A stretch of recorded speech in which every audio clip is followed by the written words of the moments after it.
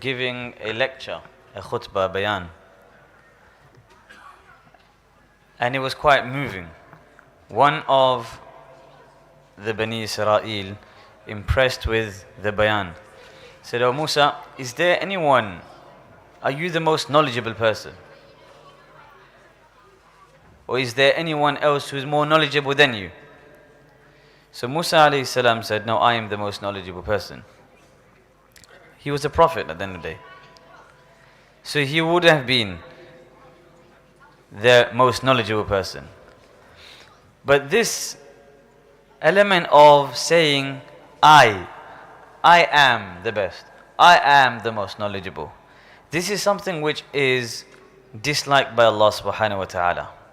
It's not befitting for anyone to claim to be the best, the most knowledgeable and so forth. That is a claim which Fir'aun did make, that I am the Lord Most High.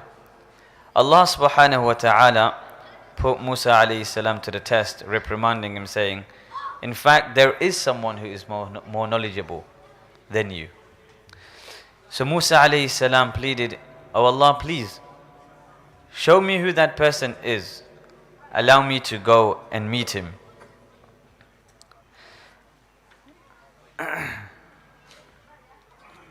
So Allah subhanahu wa ta'ala gave him some specific instructions, saying that you must take a fish with you and put it into a basket and walk. And you'll have to go in the direction of where the two seas meet. And where you find this fish missing from your basket, that's where you will find this person. So Musa alayhi salam took a servant with him, Yusha bin Nun. So it's from here that the incident is related in the Quran. وَإِذْ قَالَ مُوسَى لِفَتَاهُ لَا أَبْرَحُ حَتَّى أَبْلُغَ مَجْمَعَ الْبَحْرَيْنِ أَوْ أَمْضِيَ حُقُبًا. So Musa alayhi salam said to his servant, his young man, "La abrahu," that I will continue until I reach the meeting point of the two seas, or I will go on forever and ever. I will carry on. So point here is, in the quest for knowledge, Musa alayhi salam as a prophet takes on this arduous journey, takes on this hard journey for many, many miles to go and seek knowledge from a person whom Allah indicated had something which he did not have. And look at the resolve that Musa alayhi salam has here, saying that I will continue, however much the distance is, I will traverse it, I will go ahead. Either I meet the place, I find the location where the sea meets, where the two seas meet, or I will continue to walk, continue to go. From here we learn a lesson.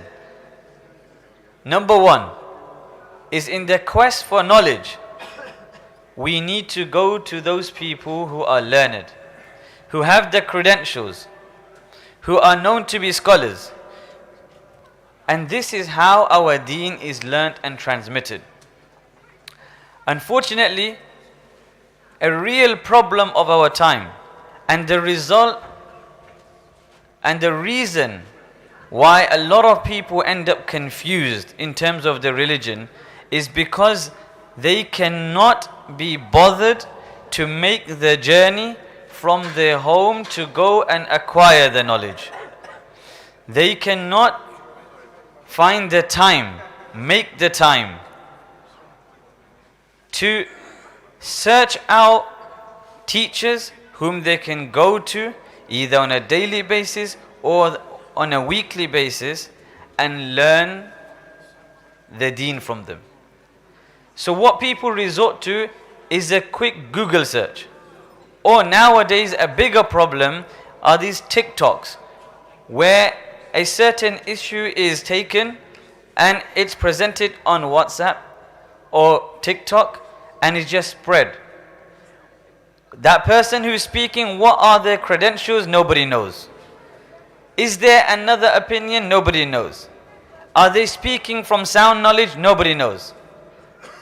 But it's appealing, it's satisfying their desires, so therefore they take it and they say, look, we learnt it from here. Whereas that is not the way to learn knowledge. That is absolutely against the way of our Salaf and how traditionally our Islam has been preserved and transmitted. Our Islam, the uniqueness of our Islam is in the way it has been preserved and transmitted. That is what is preserving our deen and doesn't allow it to be changed like the other scriptures and the other religions.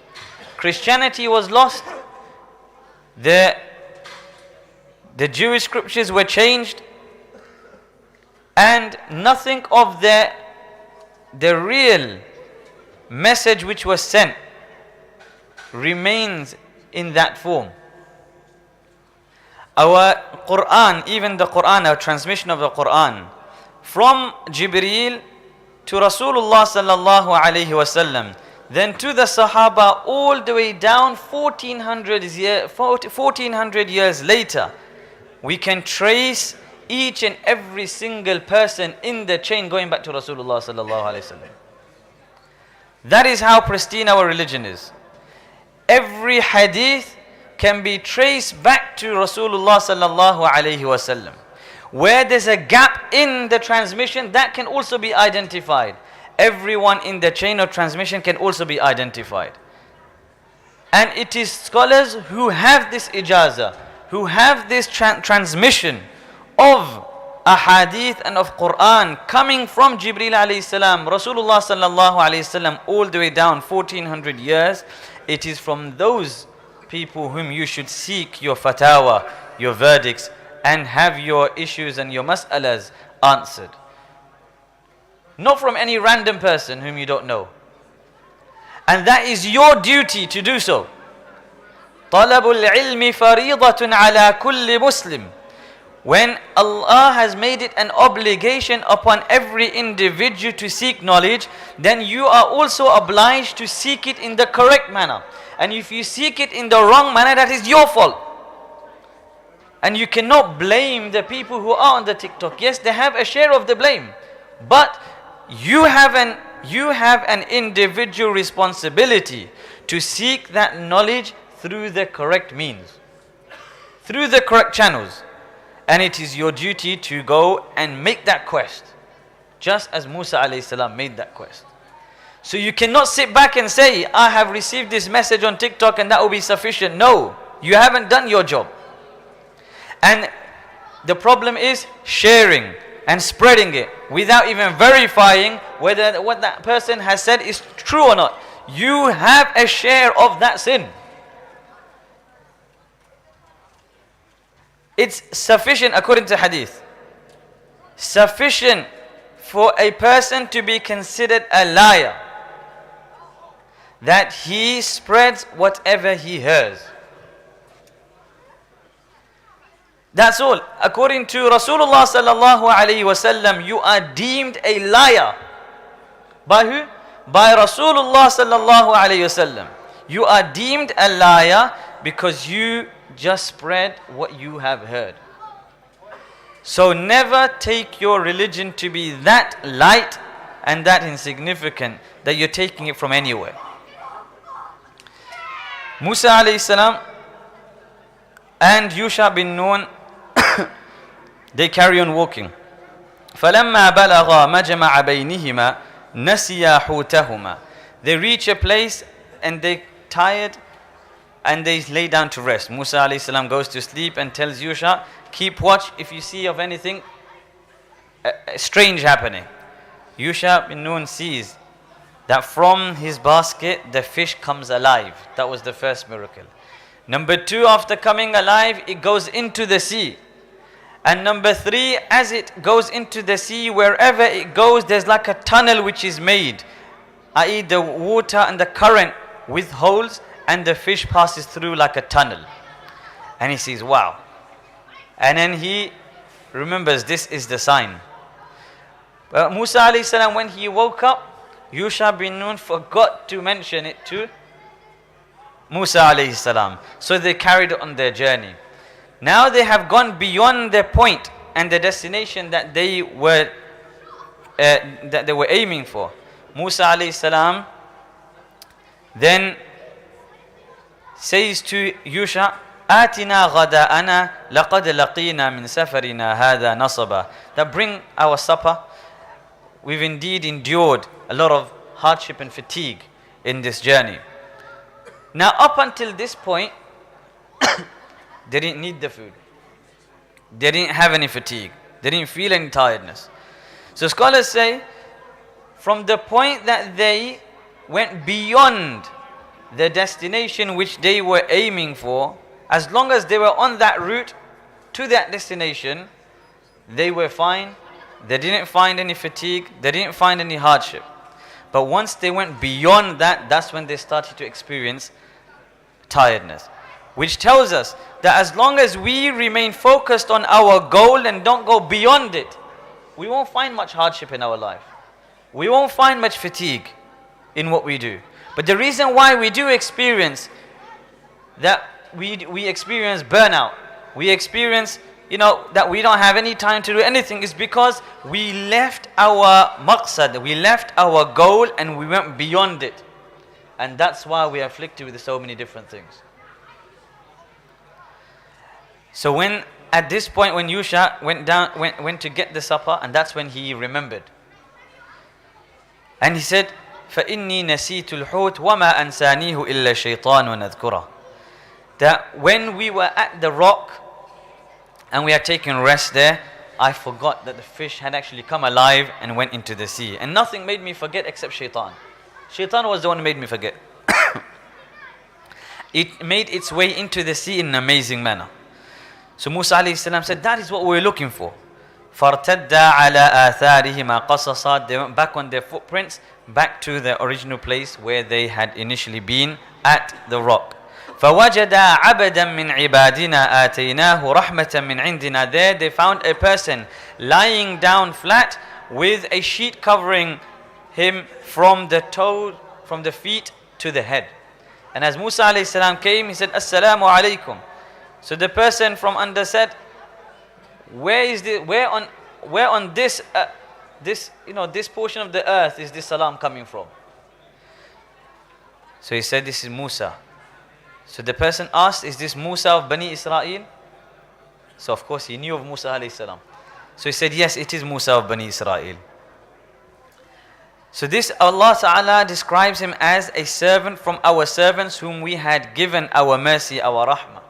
This is a special form of mercy in the form of some special knowledge which is granted directly from Allah Subhanahu wa Ta'ala. وَعَلَّمْنَاهُ مِن لَدُنَّا عِلْمًا. So that's why Musa alayhi salam wanted enrollment with this person. And he said, هَلْ أَتَّبِعُكَ عَلَىٰ أَن تُعَلِّمَنِ مِمَّا عُلِّمْتَ رُشْدًا. That would you allow me to follow you, that you may teach me from that which Allah has taught you of the guidance. So this person said, look, إِنَّكَ لَن تَسْتَطِيعَ مَعْيَ صَبْرًا وَكَيْفَ تَصْبِرُ عَلَى مَا لَمْ تُحِطْ بِهِ خُبْرًا. That you won't be able to bear with patience with me. And how can you bear with patience in regards to those things which you have no knowledge of at all? But Musa alayhi salam insisted and said, look, سَتَجِدُنِي إِنْ شَاءَ اللَّهُ صَابِرًا وَلَا أَعْصِي لَكَ أَمْرًا. That inshaAllah you would find me to be patient and I will not disobey any command of yours. Which takes me to another point in seeking knowledge. Seeking knowledge requires a lot of patience. You're not going to acquire the entire knowledge in 1 day or 2 days or 1 week. Everyone is after short courses. Learn Arabic in 24 hours. Learn Arabic in 12 weeks. You will never be able to do it. That's not how it's designed. Shaykh Osama here. May Allah Ta'ala reward him. For many years he's been teaching. Start with 30 students, you come down to 3 students. Why? They have no patience. No patience. Everyone wants to learn it within a few weeks. It's not going to happen. That's not how you learn knowledge. That's not how you learn your deen. And that's not, it shows how much value you give for your deen. How much time you actually have for it. You need to take out a portion of your time every day to learn your deen. And you need to remain patient upon it. And then, لا أعصي لك أمرا, any conditions which have been put down for you to learn, you need to abide by it. May Allah Ta'ala give us tawfiq. I'll continue with this inshallah next session. May Allah Ta'ala give us tawfiq. May Allah Ta'ala enable us to learn our deen as it ought to be learned. Ameen wa akhirna.